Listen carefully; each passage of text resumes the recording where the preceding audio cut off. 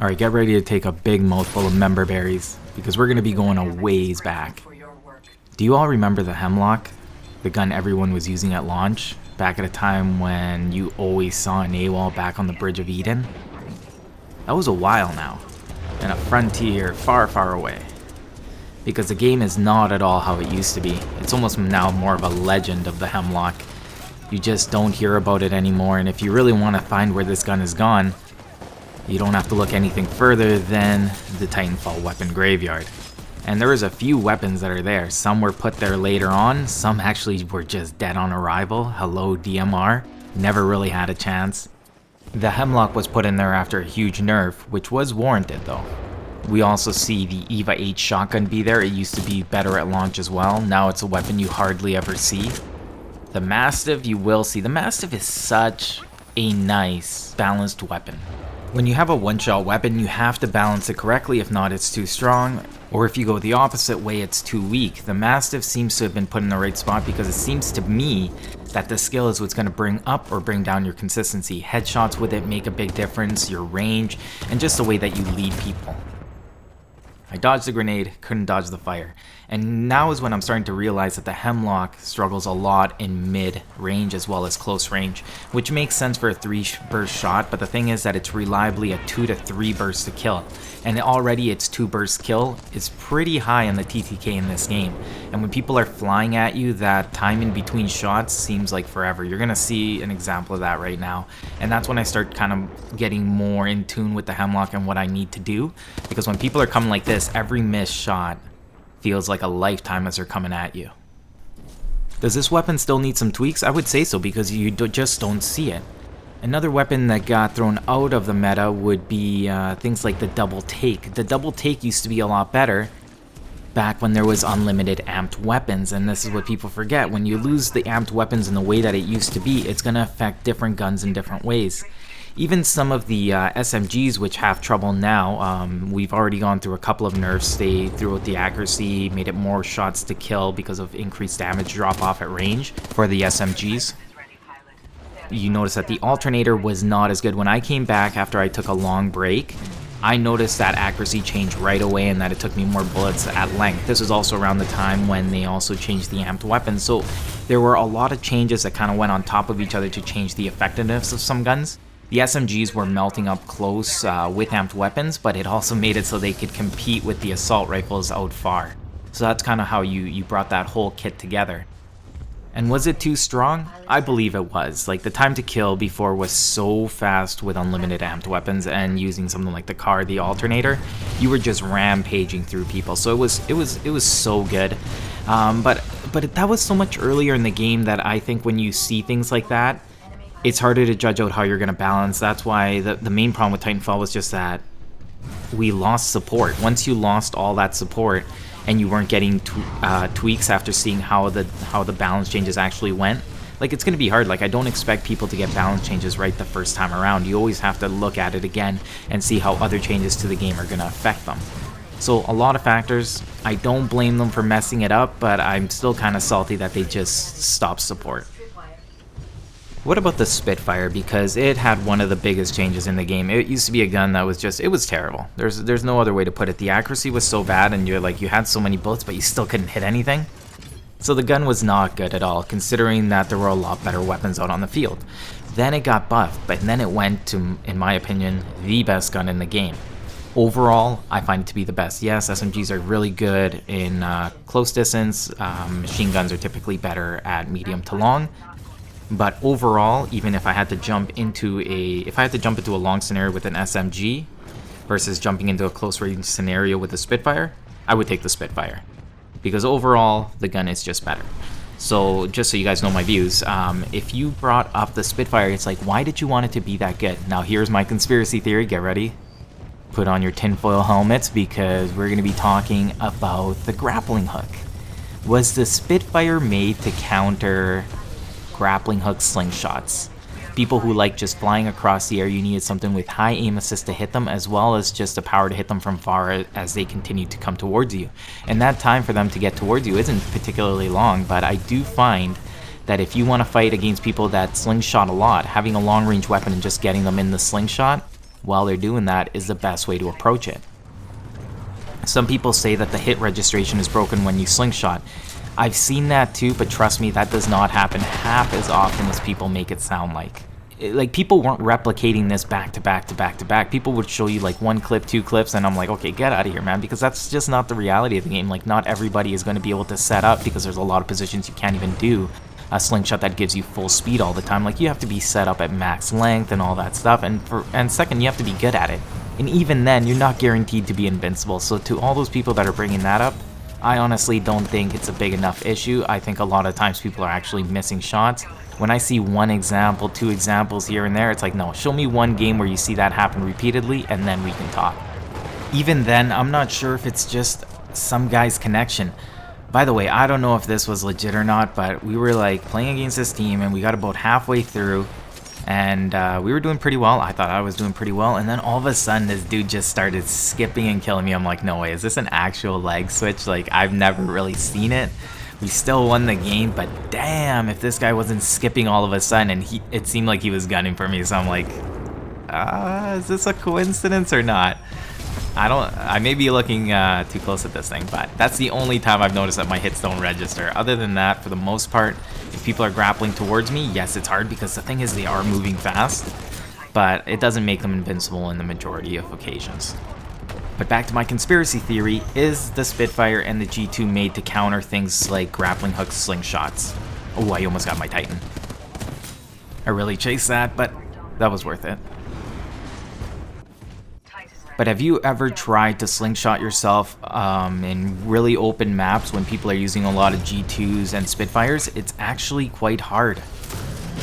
Sometimes you're just setting yourself up to be shot, because if you're really far away and you're running something like an SMG, like, you're gonna have some trouble shooting when you're in the air like that. It's somewhat hard to aim, and plus, you don't have too many opportunities for dodging, especially if you've used your 2 jumps, and I've talked about that before. I think if you want to be really good at slingshotting, it'd be best if you get used to not using both of your jumps, the one that you use when you get off your feet, and then you have your second one that you can use at any time. If you can save that one for when you start getting shot in order to straight jump and change your direction, you're going to be doing a lot better.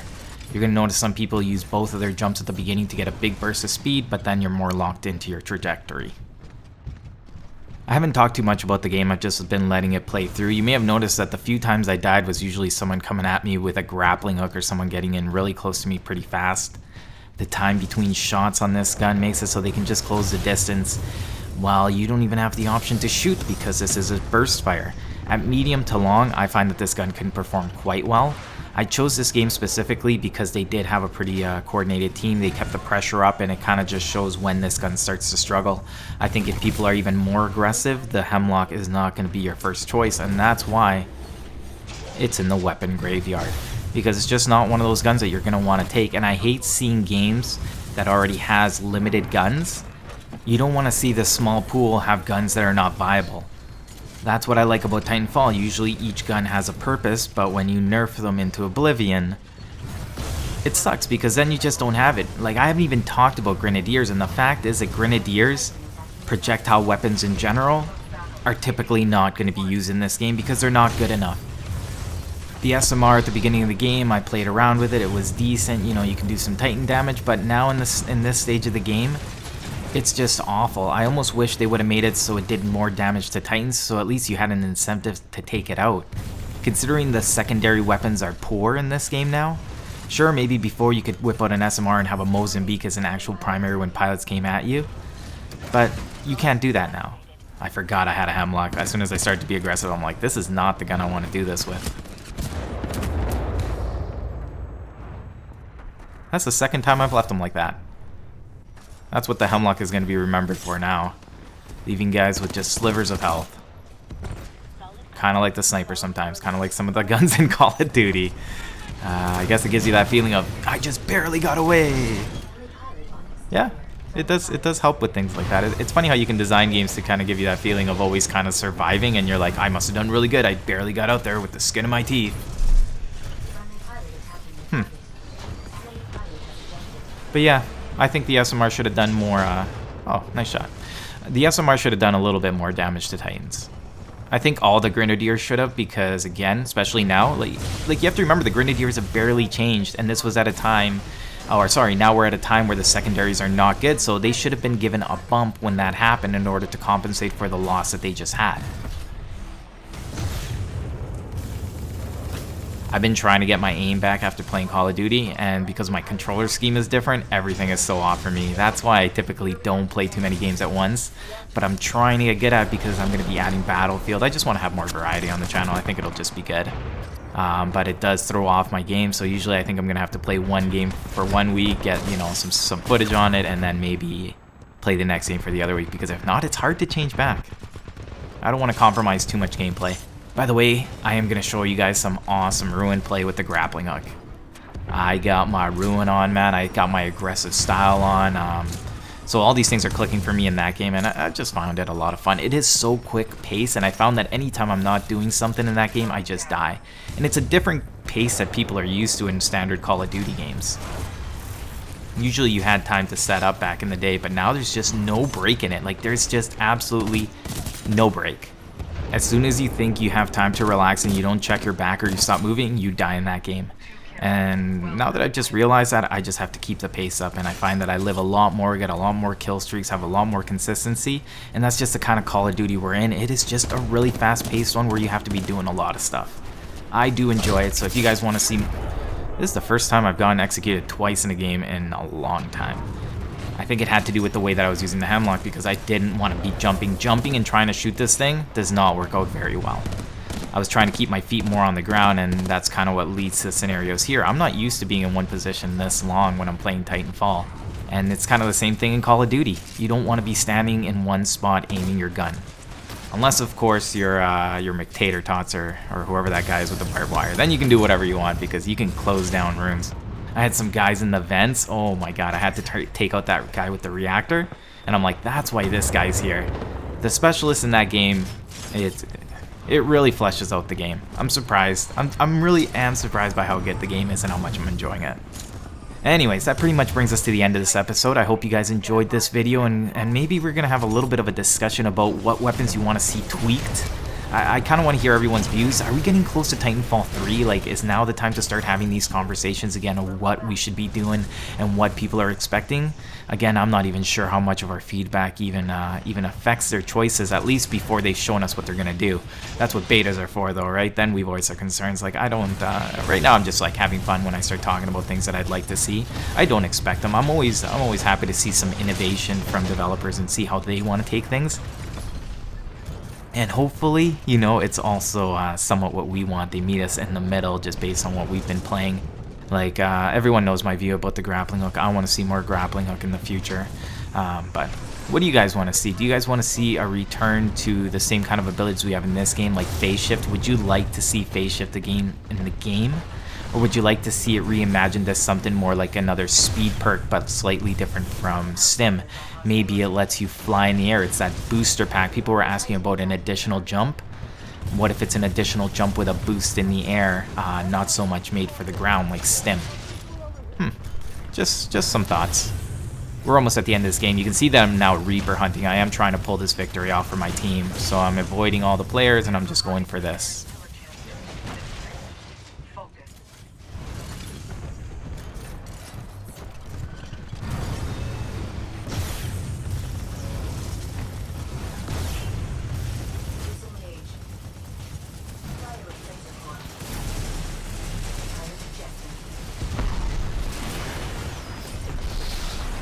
This is pretty much where we lost it. Interesting enough, you notice that I stopped shooting at this guy once he got doomed, but he had the sense to stay in and continue to fire at me. Like, he put out a ton of DPS when he should have been dead if I would have focused him. So I really like that play. It was really smart, and that's what got them the victory. I guess it was kind of dumb on my sense to anticipate him jumping out, but it is what I thought was going to happen. And if I would have been right, I already would have been putting in more DPS on the other Titans. So, you know, we both made our decisions in, and that's how it went. Either way, again, thank you for watching. I'm Paper, cut to you, and I'll see you guys next time. Game isn't even over, already sending me a message. Look at this guy. I played with him a few times, though. I think I've even played with him a couple of times as well. Power Wangs is on Twitch, so if you guys want to see another person playing Titanfall, he's pretty consistent, so you guys can check him out on there. It's also Titanfall's anniversary, by the way. It has now been out for 2 years, so happy birthday, Titanfall. I hope we start hearing about your younger brother, Titanfall 3, in the very near future, because, yeah, I'm antsy for some. Anyways, let's really call it. We'll see what we do next time. Maybe some Titanfall, maybe some Call of Duty. Again, thank you for joining me, though, and I'll see you guys next time.